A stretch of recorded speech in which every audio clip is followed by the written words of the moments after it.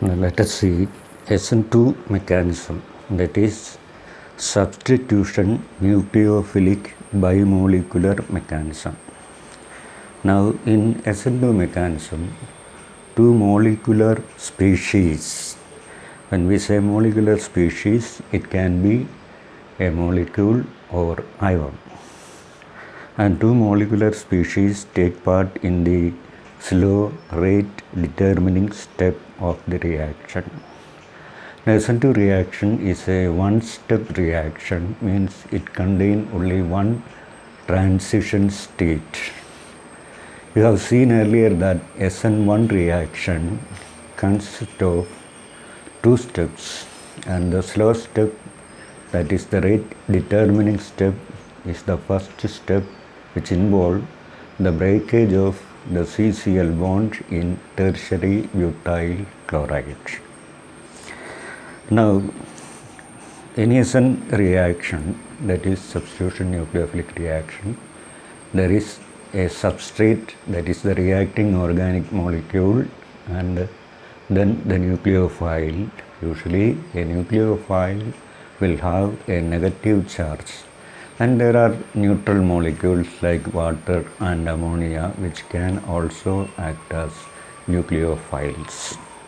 Now a part of the substrate, that is the reacting organic molecule, undergoes hydrolysis and it is removed from the substrate. Now that group or part of the substrate which is removed from the substrate during the nucleophilic reaction is called leaving group. In the case of tertiary butyl chloride undergoing SN1 reaction, the leaving group is chlorine. Now consider the case of an SN2 reaction.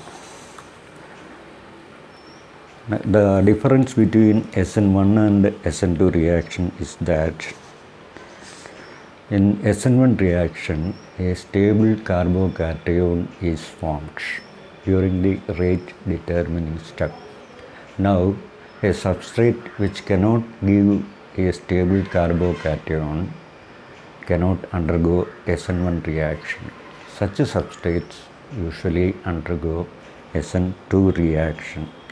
Methyl chloride is an example for a substrate which can undergo SN2 reaction because the methyl carbocation is not stable. It is not stabilized by any electronic effects.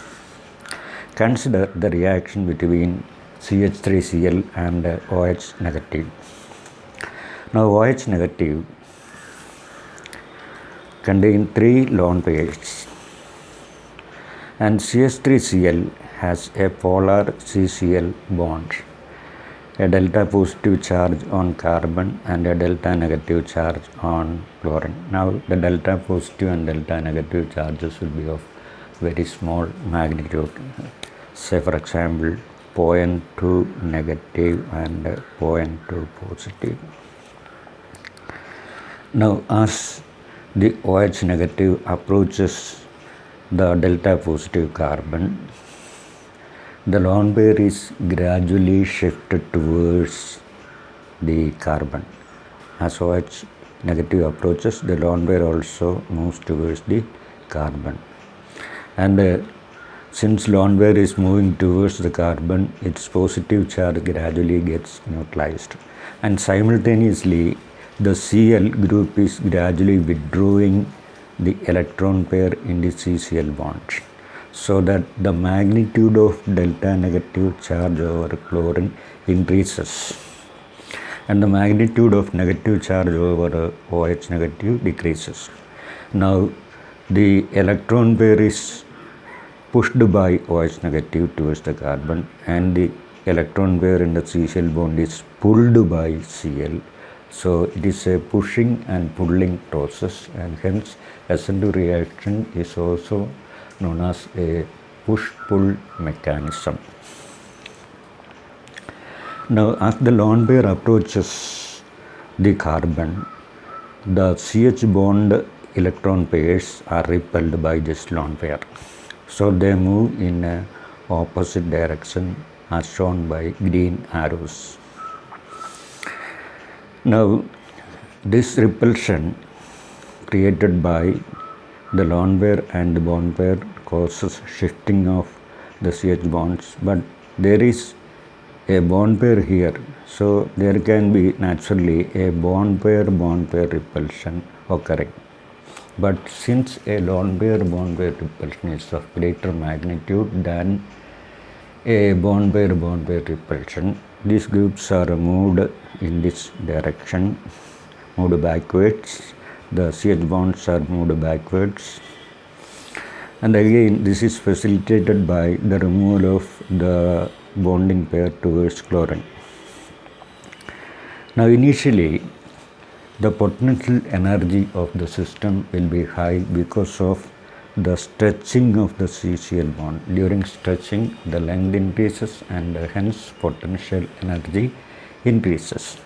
Now during formation of bond between OH and carbon, the length between carbon and OH decreases and so potential energy decreases. But due to the steric repulsion between lone pair and bond pair and stretching of CCl bonds, the potential energy increase is of importance, and so free energy gradually increases till it reaches the transition state. Now in the transition state, the hybridization of carbon changes from sp3 to sp2.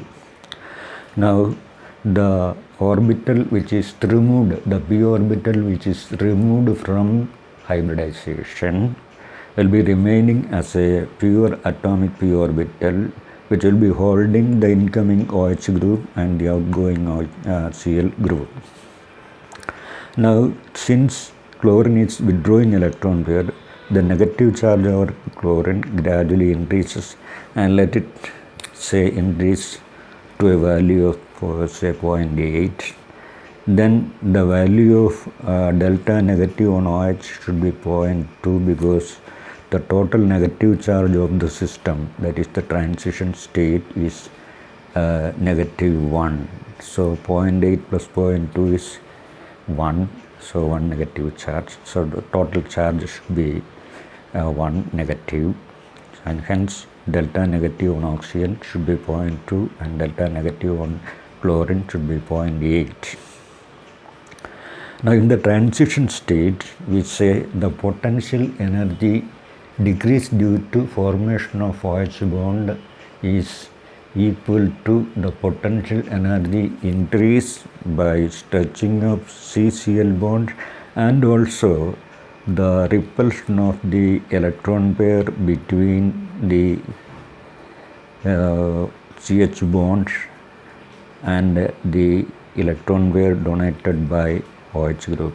So in the transition state, the lone pair of oxygen will be more close to this carbon, while the bond pair of CCl bond will be more close to chlorine. So the lone pair of oxygen, which is more close to the carbon, can repel the CH bonds because this angle is 90 degree in the transition state. So again, due to repulsion, the potential energy is raised, and also due to stretching, the potential energy is raised. But in the transition state, the two potential energy increases are exactly balanced by the decreasing potential energy due to bond formation between OH and carbon. Now after the formation of the transition state, the negative charge remaining over oxygen atom is fully given to bond formation, and the chlorine fully withdraws the electron pair, and so bond formation becomes important than stretching, and so potential energy decreases and comes to the product.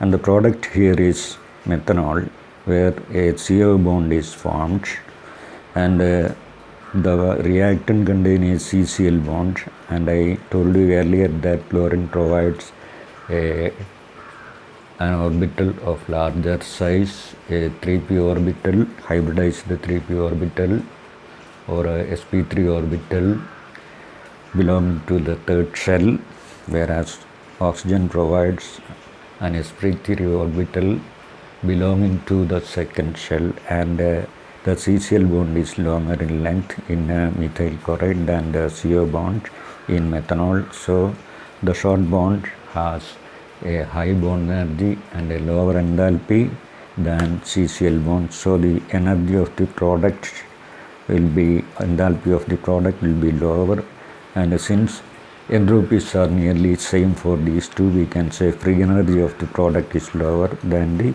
reactants. So R represents free energy of the reactants, P represents free energy of the products, and the peak is called transition state. Now, one speciality of the transition state in SN2 is that there are 1, 2, 3, 4 and 5 groups around a small carbon atom. So 5 groups around a small carbon atom. We know the valency of carbon is 4, and the 5 groups means there is what is called crowding of groups around the small carbon atom, and crowding causes instability due to repulsion between groups. And here the hydrogen group is small, so there is practically no steric repulsion, but there can be repulsion between electron pair and bond pair like this, because the angle between these two bonds is 90 degree. Anyway, 5 groups around a carbon will create instability, and so again there is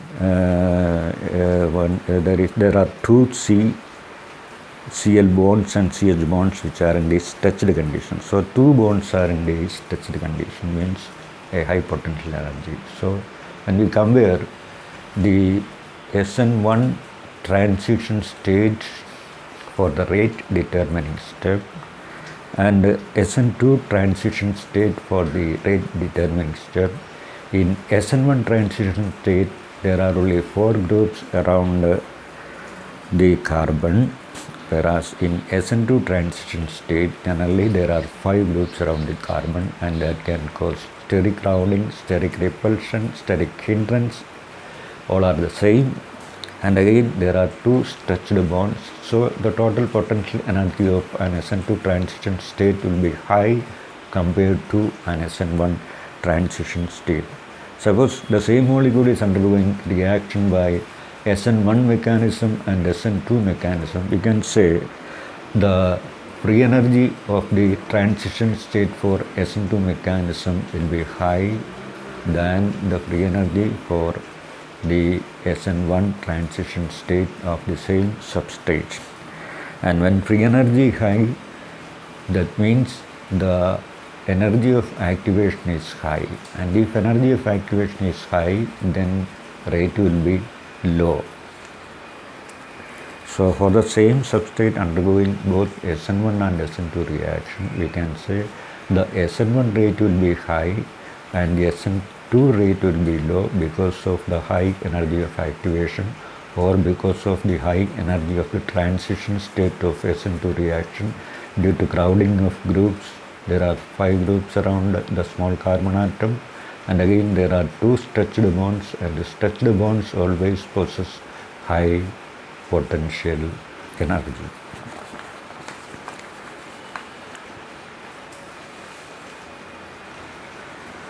Now the free energy diagram is again shown here.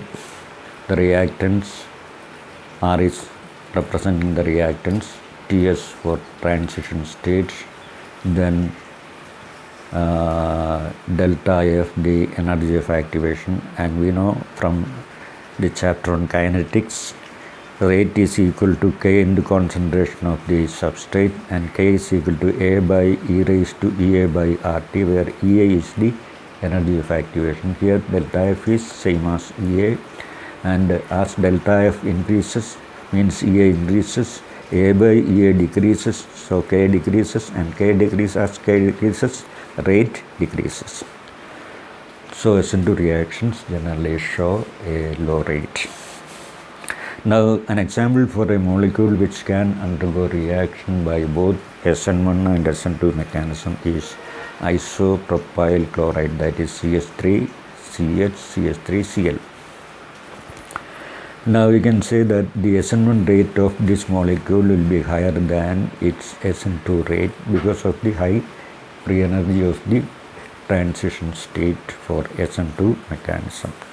Now here some rates of substrates are compared, and the transition state for SN2 reaction is having such a shape.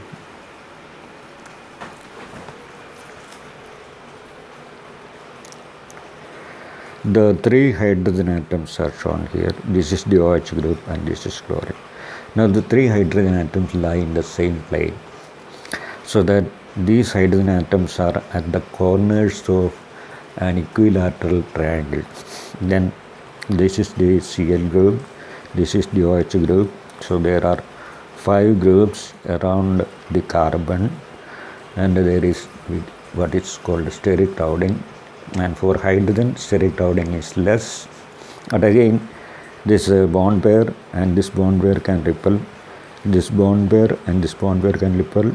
This bond pair and this bond pair can repel. And this chlorine is a little away than the OH group. So OH group is more close to the carbon than Cl, because Cl is getting removed.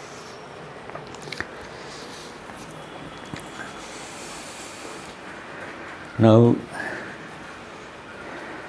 for methyl bromide, the rate is found to be 30, and for ethyl bromide a lesser rate is found. Now in ethyl bromide, we say from ethyl bromide we can obtain ethyl bromide by replacing one hydrogen by a methyl group. Now this is the SN2 transition state for methyl chloride. If we replace one hydrogen by a methyl group, then we can get the transition state for ethyl group. Now this is a methyl group containing carbon, which I am holding, and 3 hydrogens are there, which are colored light orange. Now when a methyl group enters into the picture, see this hydroxy group and chlorine can repel this methyl group because it is special. So there is, we can say, steric repulsion between chlorine and this methyl group as a whole. So steric repulsion between the methyl group and this chlorine, and again steric repulsion between the methyl group and this hydroxy group. So steric crowding is important in this case, and so ethyl bromide shows a lesser SN1 rate because the energy of activation or the energy of the transition state for ethyl bromide will be higher than the energy of the transition state for methyl bromide. So energy of activation for ethyl bromide will be higher than the energy of activation for methyl bromide. When we come to isopropyl bromide, the rate is again lowered. It is 0.02, and 0.02 is a fraction that is 1 by 50. So it is a slower rate compared to 1. And we can obtain the structure of isopropyl bromide from this one by replacing one hydrogen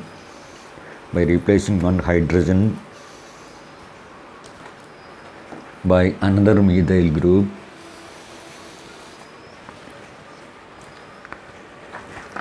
You consider this as a methyl group, then you connect this methyl group to the carbon.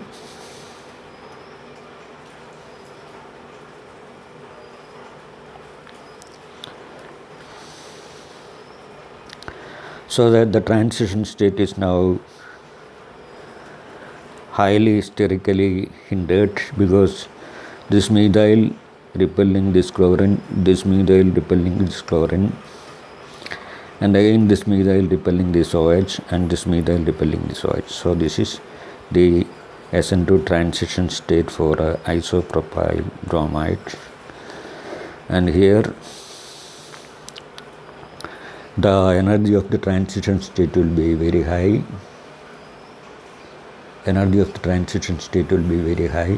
So this is methyl repelling this chlorine, this is another methyl repelling this chlorine, this is methyl repelling this hydroxy group, and this is methyl repelling this hydroxy group.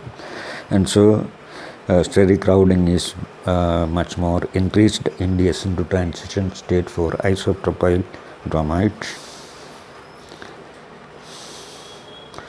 Then in the case of tertiary butyl bromide, we can replace the remaining hydrogen by another methyl group.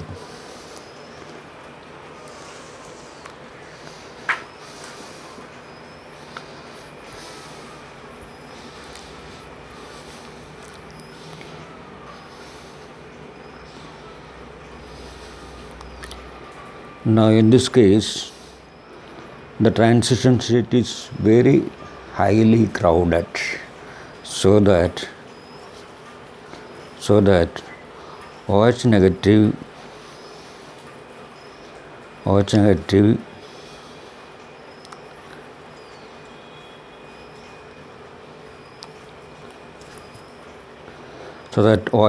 cannot approach this site because of the steric crowding of the substrate. So OH negative cannot approach the carbon connected to chlorine, and chlorine is the green ball here. So OH negative cannot approach this carbon connected to Cl because of the steric crowding of the 3 methyl groups. So the SN2 rate of tertiary butyl bromide is 0, indicating that there is no reaction at all between hydroxide ion and the tertiary butyl bromide by SN2 mechanism.